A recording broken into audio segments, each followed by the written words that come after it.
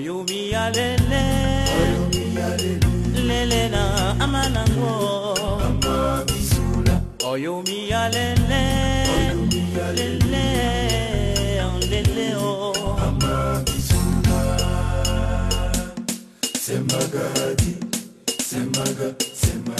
Hello, bonjour tout le monde, bienvenue encore sur la chaîne.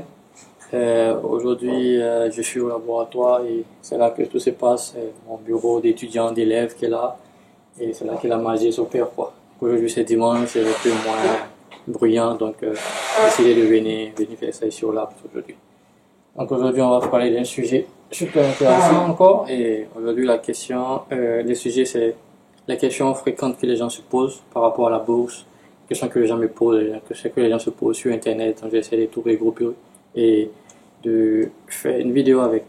J'ai fait aussi quelques recherches sur Internet et j'ai vu que sur le site de l'ambassade du Japon en Côte d'Ivoire, il y a quelques réponses à ces mêmes questions-là. Donc, vous pouvez visiter ça plus tard. Je vais mettre le lien en description, comme ça peut vous aider.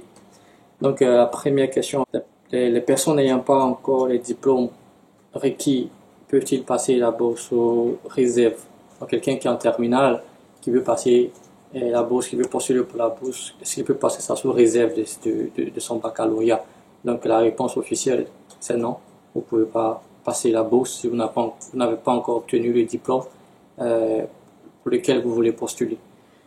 La deuxième question, les étudiants qui sont déjà dans un cursus dans leur pays, est-ce qu'ils peuvent continuer avec la bourse au niveau supérieur? Donc, quelqu'un qui fait, on va dire quoi, qui est en deuxième année qui est en première année de DUT, qui passe pour la bourse et qui peut venir puis continuer avec son DUT, deuxième année ici. Et c'est pas possible, la réponse est non encore. Quand vous venez au Japon, vous acceptez de perdre les premières et les 2 années que vous avez obtenues, mais vous avez fait après vos baccalauréats par exemple. Donc vous revenez ici en tant que nouveau bachelier et vous recommencez avec ça. La troisième question, c'est par rapport au LMD, licence, master, doctorat. Donc chez nous, maintenant il y a beaucoup d'étudiants, d'élèves qui font le LMD, c'est le système qui est comme ça maintenant. Et à quel niveau est-ce qu'on peut passer la bourse quand on est dans un cursus LMD? Donc à partir de la licence, la réponse est à partir de la licence, vous pouvez passer la bourse, donc soit avec la licence, soit avec votre master. Donc vous n'avez pas besoin d'y avoir le master pour passer. Avec votre licence, vous pouvez postuler pour la bourse d'études. La quatrième question aussi, que par rapport au dossier à fournir, est-ce que c'est obligatoire de faire traduire les dossiers et il est fait traduire par un traducteur agréé? Oui, c'est obligatoire de traduire les dossiers puisque les Japonais, c'est un concours international, donc les dossiers arrivent ici au Japon et c'est en anglais, tout le monde fait en anglais, donc vous ne pouvez pas faire pour vous en adjukru ou bien en français, donc vous avez obligé de faire ça en anglais aussi. Et c'est conseillé de faire ça par une maison qui est agréée, par une structure agréée, une entreprise agréée, comme ça évite beaucoup de problèmes de traduction, de vérification, et c'est sûr que votre anglais est bon. Ça coûte ce que ça coûte, mais avec les maisons agréées, c'est plus, on va dire quoi, c'est officiel et il n'y a pas de souci, vous avez moins peur. Et sur le site de l'ambassade du Japon Côte d'Ivoire, ils ont mis en nota bene que, exceptionnellement, l'ambassade est disposée à accepter dans un premier temps les documents non traduits jusqu'à la première sélection. Donc vous déposez vos dossiers, vous pouvez les déposer en français encore. Là-bas encore, ils comprennent encore le français. Donc il y a une première sélection à leur niveau. Donc quand vous êtes sélectionné, quand vous passez cette sélection-là, là maintenant les dossiers doivent obligatoirement être en anglais. Combien de places? C'est une question qui vient très souvent. Combien de places par pays, par an, pour chaque pays, pour la bourse d'études? Donc, le nombre de places n'est pas déterminé pour la variable simple, le nombre de places n'est pas fixe. Donc, chaque année, ça change. Chaque année, ça dépend des relations que le Japon a avec votre pays. Ça dépend des relations qui sont là. Ça dépend de ce que les anciens avant vous ont fait. Si nous, les Ivoiriens, se comportent mal au Japon, c'est sûr que le nombre de bourses va baisser au niveau de la Côte d'Ivoire. Donc, ça dépend des relations que vous avez. Mais, je crois que quand la bourse est lancée, l'ambassade c'est plus ou moins, mais avant que ce soit lancé, c'est pas évident de vous dire un nom. Y a-t-il des critères d'âge? Oui, il y a des critères d'âge et ils sont très, on va dire, respectueux. Un jour de plus, un jour de moins, il faut respecter l'âge, c'est tout. Les filières autorisées par la bourse d'études au Japon. Donc toutes les filières sont autorisées. C'est pas parce que il y a beaucoup qui viennent ici qui font l'informatique que c'est simplement l'informatique. Il y en a qui viennent faire le droit ici, il y en a qui viennent l'économie. J'ai même vu des médecins.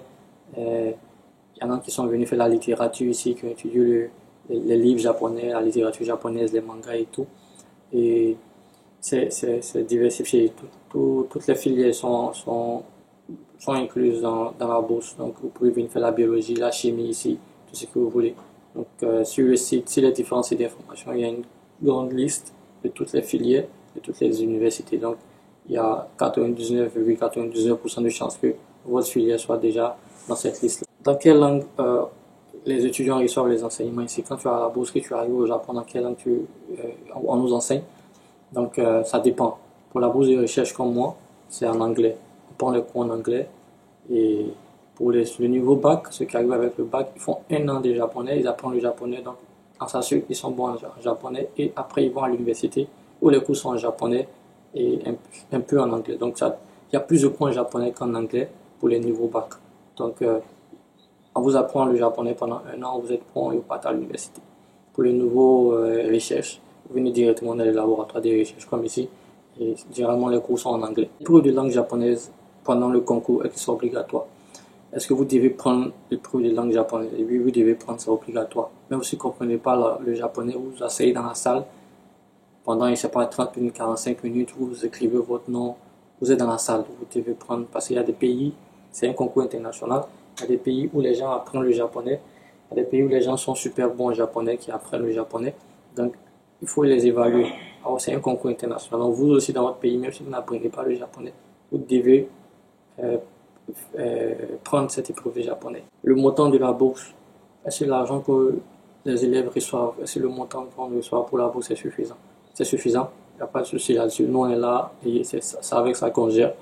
Donc il faut savoir que la bourse déjà paye votre scolarité. Tout ce qui est frais associés à l'inscription, scolarité, la bourse court ça. Et la bourse paye votre billet d'avion, aller et retour, une seule fois, quand vous venez au Japon et quand vous quittez le Japon définitivement. Donc les voyages au milieu, c'est pas la bourse qui gère ça. Et puis, on vous donne l'argent par mois. Chaque fin du mois, vous avez de l'argent pour la vie, on va dire quoi, daily life, la vie de tous les jours, à manger, pour vous vêtir, pour payer les bouquins, pour étudier. Donc, à ce niveau, il n'y a pas de problème. Le boursier peut-il exercer des activités lucratives une fois au Japon? Donc, quand on arrive au Japon, est-ce qu'on peut faire comment on dit ça, les jossi, comme on dit en Côte d'Ivoire, mais les petits boulots d'à côté? Normalement, officiellement, on va dire quoi? Normalement, on n'a pas le droit de faire ces petits boulots-là, au risque de perdre notre bourse. Et pour qu'on fasse ces boulots, on doit avoir l'autorisation de nos professeurs et l'autorisation, si vous voulez, de la mairie, de la municipalité. Donc, ils ont fait une étude et ils ont vu que les étudiants qui font ces petits jobs-là, on appelle ça les baito ici, c'est des jobs pour les étudiants seulement, ils ne doivent pas dépasser 28 heures par semaine. Donc, on s'assure que votre petit job, votre after school work, n'a pas d'effet négatif sur vos résultats à l'école. Donc, si vous dépassez les 28 heures, par exemple, vous pouvez perdre la bourse carrément. Donc, pour avoir l'autorisation de faire ces petits jobs-là, il faut une permission de votre professeur suiveur, même de l'autorisation de... Dès que vous arrivez, vous ne venez pas pour faire des petits boulots. Donc, il faut avoir des bonnes notes ici, et puis comme ça, le procès, ok, il n'y a pas de souci, il vous donne l'autorisation de le faire. Mais si vous venez pas, on ne vient pas ici pour faire ça, parce que c'est vraiment strict, ils sont stricts là-dessus. Vous venez pas ici pour travailler, vous venez ici pour étudier, donc l'autorisation c'est un peu kibishi, c'est un peu strict pour l'avoir. Formulaire, est-ce qu'on peut remplir les formulaires à la main? Oui, vous pouvez remplir les formulaires, les pièces à fournir, les dossiers qu'on doit déposer, vous pouvez les remplir à la main. Mais c'est plus beau, c'est plus joli à voir si vous voulez, quand c'est rempli à l'ordinateur, quand c'est rempli, quand c'est saisi. Bon. Et je crois que l'ambassade, pour formulaire pour la main, donc si vous remplissez un peu à la main et c'est pas vraiment bien lisible, vous voyez que vous-même ça vous arrange pas, on peut vous éliminer à cause de ça. Donc c'est mieux de pouvoir remplir vos dossiers à l'ordinateur, il n'y a pas de souci. Mais je crois que même pour ma première, on va dire pour mon dépôt, le premier dossier que j'ai déposé, j'ai rempli à la main. Et c'est après, quand j'ai été sélectionné à la première sélection, que moi, j'ai été obligé, mais si vous voulez, j'ai rempli encore à l'ordinateur. Donc, est-ce que c'est obligatoire pour les candidats de la recherche, à bourse de recherche, de déposer le projet le résumé du mémoire de thèse, ou bien le résumé du mémoire, ou bien le résumé de la thèse? Oui, je crois que c'est obligatoire, vous devez le déposer, parce que c'est grâce à ça qu'on peut évaluer votre travail avant d'avoir la bourse, et on peut savoir ce que vous faites, et votre spécialité. Donc, tu as fait une soutenance de thèse, mais une soutenance de mémoire, il faut faire le résumé et traduire en anglais pour pouvoir déposer dans les documents. Donc, ça aussi, c'est un document important à déposer. Voilà, donc, je crois qu'on a couvert plus ou moins les questions, et s'il y a d'autres questions, si vous avez d'autres questions que j'ai pas pu répondre, il y en a tellement, il faut laisser en commentaire et on va essayer de répondre. Mais n'oubliez pas, le site officiel, c'est toujours de toujours aller vers l'ambassade. Moi, je fais que résumer et apporter un peu, on va dire quoi, mon expérience pour les questions qui me dépassent, ou bien pour avoir des informations officielles, pour toujours reporter à vos ambassades. Voilà, on a commencé à parler en japonais. Ok, donc merci et bye bye. C'est Magadi, c'est Maga, c'est Maga, c'est Maga. Flora c'est Magadi, c'est Maga, c'est Maga, c'est Maga. Ama c'est Magadi, c'est Maga, c'est Maga, c'est Maga.